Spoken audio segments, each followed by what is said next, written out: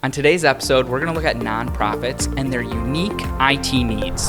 At M2 Technology, we're on a mission to make IT accessible to everyone. Join us on our journey to demystify the ever-evolving world of business technology. Are you ready to get unplugged? Welcome back to IT Unplugged. I'm Brandon. And I'm Abby. And I'm so excited to be talking to you today, Abby. For those of you that don't know, you're a partner with M2 and, with a company that just has an amazing mission, and I'm very excited to get into that. But before that, would you mind just telling us a little bit about yourself? Oh, who is Abby? Yeah, who's Abby? So I will tell you some fun facts about Abby. My dream when I was younger was to be a stand-up comedian. Okay. Yeah. That's awesome. That never happened. What's your best joke? We'll just put, no, I'm just kidding. God, no, I'm just don't. kidding. No, but why I was obsessed with Saturday Night Live, and I still am. I've seen every episode. I just love Saturday Night Live. Okay. Yeah, so that's kind of where that came from. You're not even getting through this, and I have to ask questions. Okay. Okay. Yeah. What's the best era of Saturday Night Live? You think? Like, you don't have to give me like specific date ranges, but if you're a big fan. I guess I'm always partial to the Chris Farley, Adam Sandler crew. Right. Good choice. And maybe that's age, but yeah, Chris Farley, man, he was a rock star. Yeah. Wisconsin. Right. Yeah. He went to Marquette. Mm-hmm. Yeah. We get to claim him. So, right. Yeah. That's a good thing, right? Yes. Yeah. 100%. So, Adam Sandler, the Chris Farley days. Yeah. Okay. That's my favorite for sure. Okay. Absolutely. Yeah. So what else? What else? Yeah. I'm married. I have 2 kids, both girls. One's in high school and one is going to be in 5th grade. My husband, Mike, he is what does your husband do for a living? He takes machines and he looks for things under the ground. So it's actually called ground penetrating radar. So that's what he does. He looks, underground, just to make sure if there's new builds, constructions, sometimes just looking for very random things in the ground. Yeah, so that's what he does. And then we have Stanley. Stanley is my yellow lab. Actually ours, but he is my baby. Sure. So we got him at the end of 2019. And so for the first couple of years of Stanley's life, he believed that all humans were at home. And I don't know if you remember during 2020, there was kind of a little thing. Yeah, thing that happened. And so then when we kind of all went back to normal, I had a very sad Stanley. He's okay now. Okay, he's adjusted. So other things about Abby, hobbies, I garden badly. I do art badly.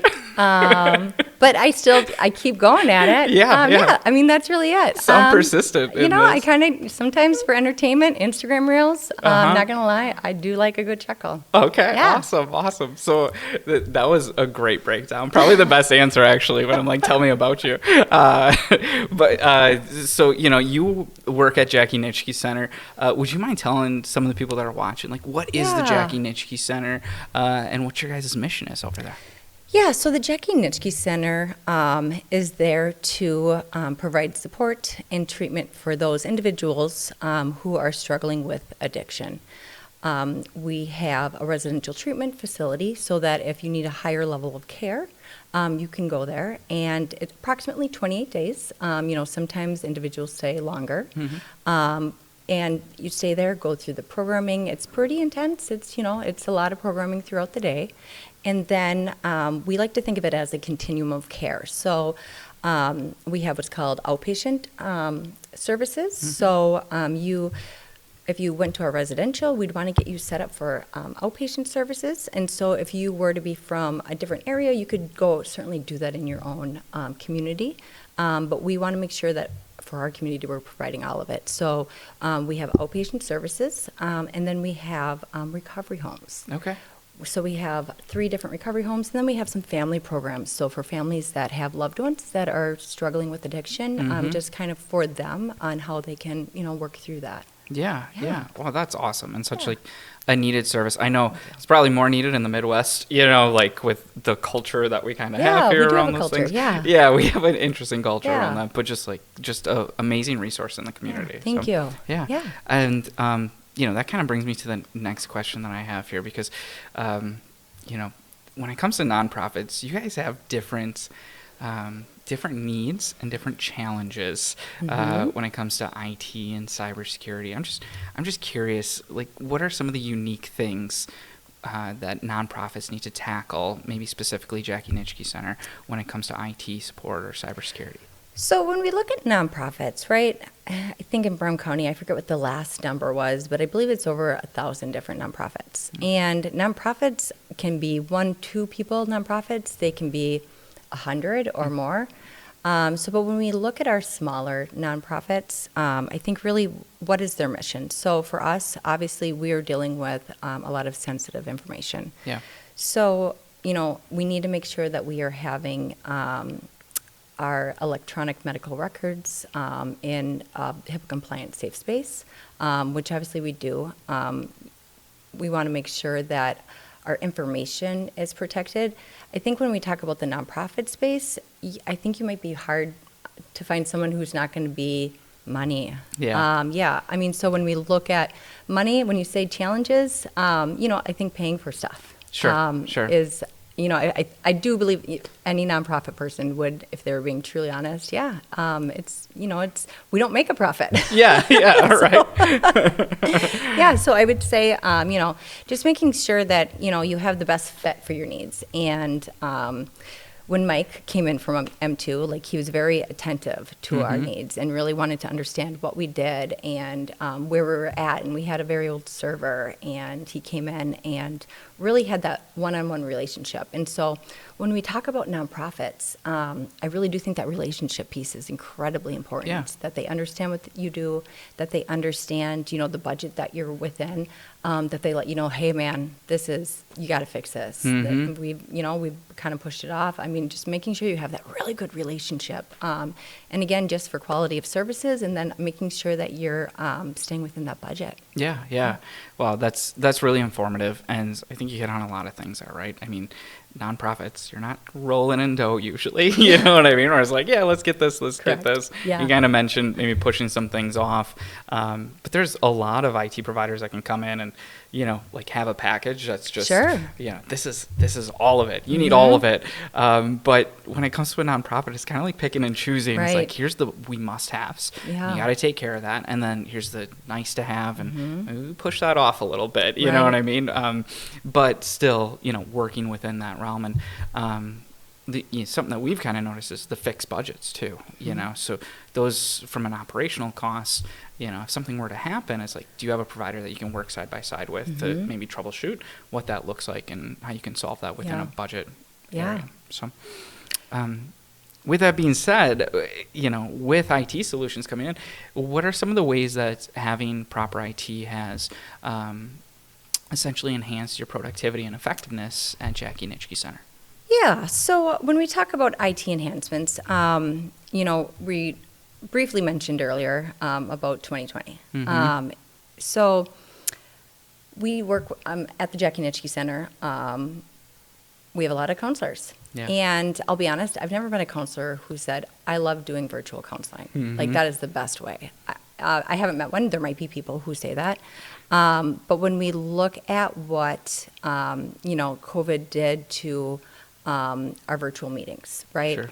Having that opportunity now to, if someone is sick, being able to meet with their counselor, right? That probably isn't the best way that they want to do it always. Yeah. But if they're not feeling well, right? Being able to not miss that appointment virtually. Let's say you're going out of town, you're traveling, right? You don't want to miss that crucial appointment. Virtual, right? Yeah. I think that has been a big game changer. And I think, for years, I guess I don't remember anything. I remember Skype. I mean, right? Oh, yeah. Skype. I don't even know if it's still around. It is. Oh, I it remember. is. I heard Okay. the like little ringing noise the other day. I'm like, someone's still using Skype, So I think that, going through that experience, I think with anything, there's always positives and negatives. And, there's probably not a ton of positives that come out. But, Yeah. I think exploring our technology, and we had to boost that up really quick. Yeah. And I think that was one of the things that came out of it. And that has helped. When we're looking at individuals who are contacting us from maybe they're at a facility getting medical care, right? So they can't come and talk to us, right? We can always do telephone. Sure. But sometimes you do just get a little bit better with that virtual Yeah. face-to-face. I mean, I hate to go back to COVID because nobody likes to talk about it, but you weren't with us during that time. Do you think, like, what was that? Was it like an immediate scramble? I'm just kind of curious. Or was it like, hey, we've kind of put some things in place. We're ready to go. So I was not with the Jackie Nitschke Center during that time. Okay. So my experience with COVID was a little bit different. So for the first 2 months, I worked at a homeless shelter here in Green Bay. Okay. And me and the development director, we actually moved in and stayed there to make sure that we were keeping our residents safe. Yeah. So You're saying you moved in to the shelter? yes, the Wow. development director Okay. and I did, yes. And Wow. really just wanting to make sure, right, it was all about care for our folks. So my experience was probably a little bit different, but then, so I was in operation, so I was on site. But I will tell you that, being able to so prior to that, we really didn't have like VPNs. Yeah. Or we didn't use them, right? And Sure. so when we all were forced to kind of work in different environments, yeah, I mean, kind of a scramble, right? Who needs laptops? Who needs a printer? Yeah, I mean, right, it was kind of a scramble. Yeah. Because I don't know that anybody had really anticipated that our organization would be working from home, because that really didn't fit anything within our model. Yeah, It wasn't for our sure. mission. It was direct service with humans. So, yeah, I mean, it was kind of a scramble. Yeah. It's so, it is very interesting. You kind of mentioned it. It was a force push forward, right? Like it was, sometimes it's like, oh yeah, maybe we can do this, or maybe not. It's like, nope, now we're doing it and we're moving right. forward. And it's kind of changed the landscape ever since then. Given a lot more flexibility, but would have been nice to not have to go through all that to get to that point, right? It would have been nice. Yeah. No, that's awesome that you guys, I can't believe that though, like moving in and that patient care, you can tell why you're in the position that you're in as the executive director over at Jackie Nitschke. Also, shout out to my husband. Yeah, I was going to say. Who did not only virtual care or virtual school with my kids, he was still working. We had friends who, they were both in the medical field. And so then he also got an additional child. So he was at home with 3 kids. Oh, yeah. my goodness. Yeah, so shout out to my husband for being great. Yeah. Shout out to you. No, that's really, really neat. When it comes to, you kind of mentioned this also a little bit with data security and privacy. How do you guys approach that? Because you're in an area that's, it's like medical related. Right. Do you guys have the same requirements as like what a hospital would have? Yeah. Or okay. Yeah, so, we have to have that electronic medical record. It has to be HIPAA compliant. Yeah, absolutely. So how do you guys kind of approach that when it comes to making sure that all that is, safe and that you guys are following those regulatory stuff? Is it something that you rely on IT support for, or is it something that you mostly manage in-house? What does that look like? So it's both, right? I mean, so again, kind of having relationships with your IT individuals, any sort of EMR, CMR system, you have to have a really good relationship with those individuals. Again, trust is super important. Making sure that you're looking for concerns, making sure that there's audits, right? Making sure that you have someone going in and making sure that everything is working the way that it should be. Nobody wants a data breach. Yeah. Nobody, right? And that you have to make sure that you're keeping that top of mind, because when you're in the world of helping humans, we need to protect them on all different levels. And, obviously there's HIPAA, but just as a dignity, Yes. right, you have to be incredibly important. So even if you're not necessarily dealing with something that is, HIPAA mandated, you have to protect their privacy. Yeah. A lot of times for nonprofits, we serve individuals who are going through some challenging times, right? And that's private. So it's incredibly important that we keep clients' information private. Yeah. I love that you're getting to like a heart of an issue when it's something that's very like technical from a standpoint that a lot of people look at it. It's like, okay, HIPAA compliance. Yep, we gotta check this box. And the approach that you're coming from is very human. Of hey, like this is sensitive stuff, and what would happen if it got out? Yeah. It's awesome. So we get the opportunity to partner with some nonprofits. We want to partner with more nonprofits. Yeah. We get into this space sometimes where nonprofits don't have an IT partner, or they're relying on maybe somebody's brother's uncle's nephew that took an IT course one time. Yeah. And then they have like a lot of maybe devices that were, let's say, donated by somebody else. Like they get older and they got 6 different kinds of cameras that are from 6 different developers, and everybody has a different stuff. Right. Like how does a company like that, like what advice would you give to someone that's like, I don't know if I can make this jump into maybe like a little bit of an IT spend or optimizing in there? What would you say to some of those other nonprofits? So I would take a step back, actually. Okay.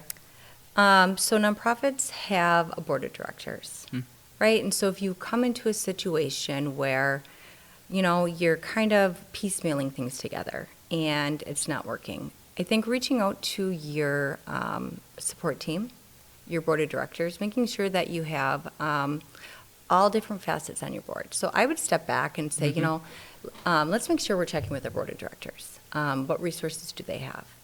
And then going forward, when we look at piecemealing things together, it's kind of about mitigating risk, right? Like, so, we have a budget constraint. We can get X amount of whatever from this company who's switching over their system.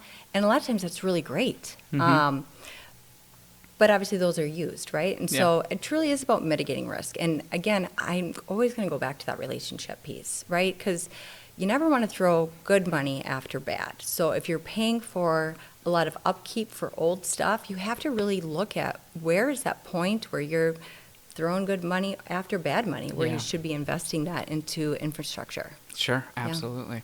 Is there anything IT companies can kind of do to help facilitate that process when it comes to the board of directors? Because I'm just kind of curious. Being in this space for just a little bit now, and it's like, oh, well, we're going to have to present to our board of directors, and we're going to have to ask for this. Yeah. Like, how involved do you think IT companies could be, or could they be helpful in any other way? Yeah, I think, I think it's probably up to that individual.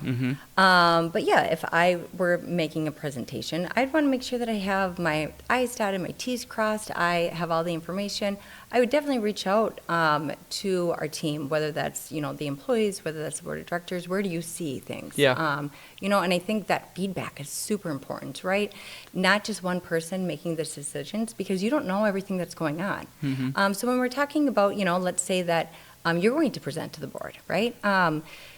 Just making sure that you have a good understanding of what they do.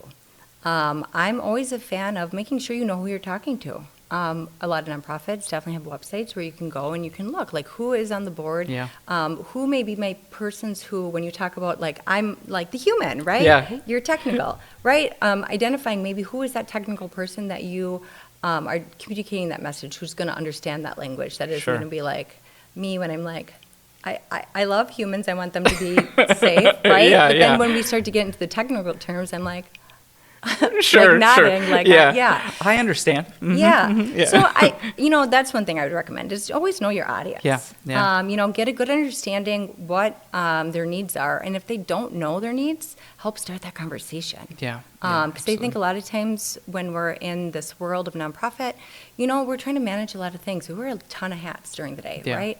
So it's not like I'm just doing one thing and then this is my job, right? There could be 1,000 different things that happen in a nonprofit world where, okay, now you're this, instead of that this is your job, but today you're this. So I think really just having those understandings, the communication, just really reaching out to the team, the board, and then again, as an IT provider, if they don't know where to start, because they just are all over, maybe help them. I would say help them direct, right? Because a lot of us in the nonprofit world, we didn't go to school for IT. It was like we went to school to, help people, and IT comes along with that. And so, absolutely. I think, and that's again why I'm going to keep talking about Mike. He came in and really, had a good understanding, asked a ton of good questions, made sure that he understood what we did. And that relationship piece, that partnership piece, that, just that communication, understanding. Yeah. So important. Yeah, no, I love that. And speaking about, I mean, I love hearing that about Mike, of course. Yeah. And then also just knowing your audience and You're who great you're too. speaking to. Oh yeah, no, Mike's the technical know-how. All right, I know my place. Well, Abby, I just want to say thanks so much. I feel like, this conversation, we've really learned a lot about nonprofits, a lot about Jackie Nitschke Center. And, it's just so important and vital that, like you said, that people are protected. Like IT isn't just a technical thing. It's also protecting the people, whether it be in nonprofits working or even especially being served, by nonprofits as well. Right. So thank you so much for this conversation.